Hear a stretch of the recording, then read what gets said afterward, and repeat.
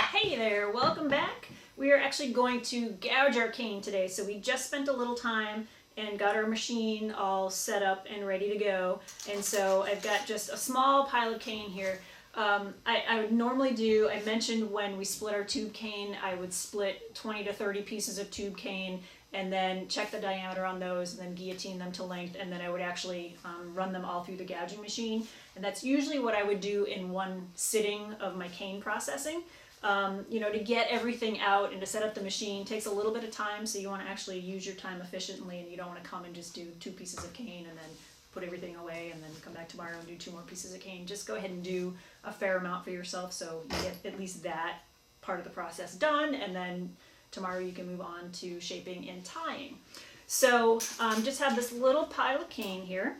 So the first thing that we need to do with this particular machine, this is the Inaletti machine, I need to set my first pass. So on this particular machine, it takes several passes to get you to your final thickness for your gouged cane. So I've got my blade lock up, which means it's unlocked, and then I'm going to turn the wheel towards me or clockwise in this position, and I'm going to go to about 120 or 130. It kind of depends on when you bought your machine and which set of directions you're going by, but I think 120 is going to be fine. And I'm going to start there. So that's going to be our first pass. So I'm going to go ahead and do all of these pieces at this thickness, and then we'll go and set for our next round. So in order to get my cane in the bed of the gouger, I've got to pinch up the 2 levers and set it in, and I try to sort of butt it up against the blade. I've made sure that I've locked that blade lock. You don't want to run a piece of cane with that still up. And then really all I do is turn the crank and it comes out the other side. And it's not going to come all the way out when you put the next piece of cane through. This is kind of going to come out, so let me show you a little trick. But here is why I like to set my handle the way that I do, because I know when I get to this position that my pusher is in the right position and it's not going to fall out on me. So I'm going to put my next piece of cane in and butt it up against the blade lock. I'm going to start pushing through, and then I'm going to grab this piece. Otherwise it's going to fall on the floor or fall in the trash can, which is another reason I mentioned this on one of the earlier videos, that when I throw a piece of cane away, I'll actually break it. So if something does fall in the trash can, I know the difference between a good piece of cane and a piece of cane that I've discarded. So I'm going to come out here, put my next piece of cane in, grab this next one, and send this one through. And you notice that I'm kind of keeping everything as clean as I can as I'm running things through the machine. So next piece of cane, grab this one, clean out my waste, come back. Now this piece of cane doesn't want to sit in very well, so I don't know if you can see that. It's almost like a teeter-totter. Yeah, this one's good. See that? So I kind of noticed when I put this piece into the machine that it didn't want to sit or wasn't behaving, and so I'm taking it out and checking, and it's too curved this way. So that is not going to make for a good read. It's going to make your aperture and your tying and everything kind of funky. So I'm going to break that one and throw it away. I do check for straightness, but in my process and how I've trained myself, I actually do it when I'm done gouging, which is probably a little bit of a waste of time. You might find more pieces to discard before you throw them through the gouging machine, but it's just personally what I do. So you could modify that a little bit for yourself. And let me get this last piece.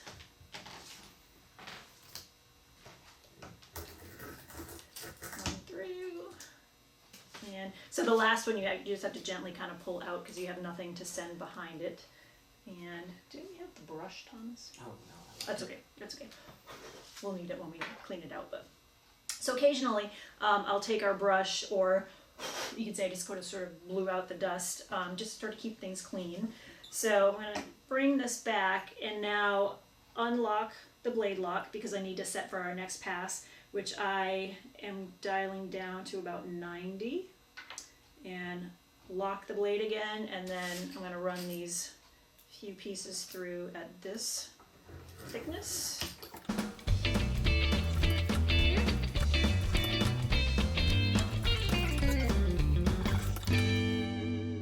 Good.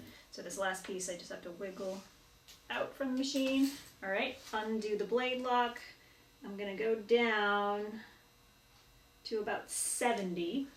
I'm going to run this through one more time, and then I'm going to check the thickness with my micrometer to know where to set the last pass. And I'll talk about that a little further in just a second when I get these guys through.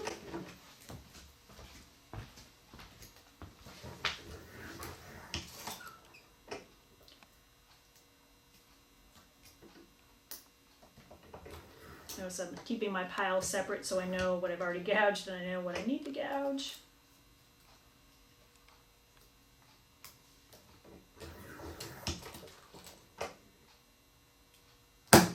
Oops. And I just hit that piece of cane just cracked, so I'm going to just throw that one away. Clear out the bed and get this last guy through. Okay, now do the blade lock. So I'm going to check our diameter to see where we are. Just because the micrometer says 70 doesn't mean that's exactly where we are. This piece of cane is about 67. I've got the needle right in the middle of the piece of cane, and I run it all the way down. So 67, 68. I want to see if it's all consistent.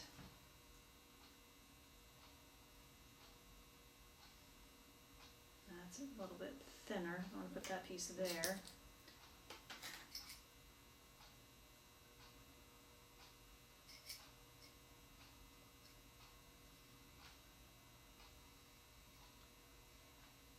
Closer to 70. I'm going to check this one more time. Okay. So these are all pretty close. I just adjusted my micrometer a little bit, so these guys are reading kind of between 68, 69, which tells me I want to set my micrometer on the machine down about 10 points because I want a piece that's about 58 to 60 thick, and that's my personal preference. Some people like a little bit thicker than that. I find that anything much thicker than 60 just gets to be a lot of work and a lot of scraping. So I'm set at, it's about 69, so I'm going to go down to 59. I'm going to lock my blade here. I'm going to run one piece through and then check it. So I'm going to pull that out and see where we are. And that's 59. Beautiful. All right. So I usually check at least, if I've got 30 or 40 pieces of cane sitting here, I'll check the first 3 or 4 pieces that come out to make sure they're all coming out consistently. And then if I feel pretty good about that, I'll run the rest of the pieces through, but I'll keep them in a separate pile because once I've done that, I'm going to run them all underneath the micrometer. I don't take any chances that they've all gouged perfectly and they're all going to be exactly the same measurement, because sometimes you'll have pieces that are too thick and sometimes you'll have pieces that are very thin, and if they're too thin, there's nothing you can do about it. You just need to throw those away. If they're a little too thick, you can always try to run them through the machine again. So I always check every single piece that comes off of the machine. I just don't always do it right at this stage. So that's pretty good. These are all coming up consistently. So if I had another 30 pieces sitting here, I would just run them right through the machine, and then one at a time I would just check them all with my micrometer. Check this guy last. Yeah, good. I'm going to actually just give this guy a shot here. This was the one that was a little bit thinner, so I'm going to go up a little thicker on the micrometer and send it through and see what happens. Worst case, it doesn't work and I have to throw it away, but hey, it's worth a try. No, still a little bit thick. Let's try one more.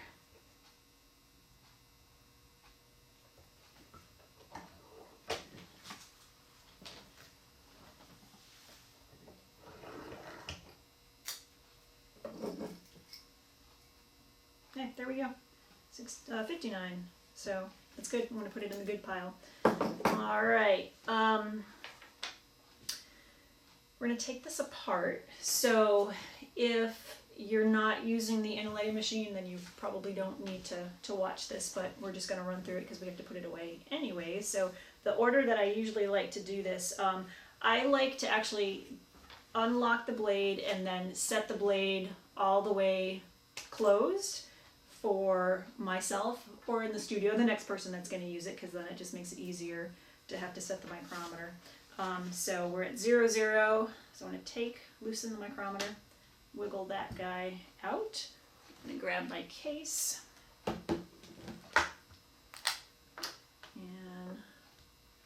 put everything in its little home. Slip these springs off. These are pretty tight, so just be careful. And they have a little slot in the lid of the machine, although there are some different carrying cases for these machines.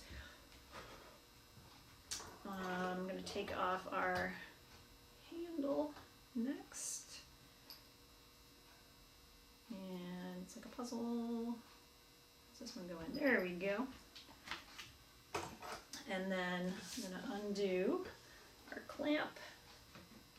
I'm going to take that off, and then I'm going to deal with the main part of the machine last, but notice I'm going to move it to the middle of the table. I'm not going to let it hang out there on the edge of the table. That is just too risky for over $1,000 in gouging equipment, so I need to actually screw this back up to fit it into the case, so bear with me for just a second. Okay, we can get this in there. And then we forgot our little brush today, but normally you have a soft brush and you would kind of dust all of the dirt and cane shavings. So I'm just going to make sure I blow them all out of here. That looks pretty good. And then we'll set this into the machine and get our micrometer in there as well. All right. So that is all we have today for gouging, and we hope you will join us next for shaping and tying. So see you next time.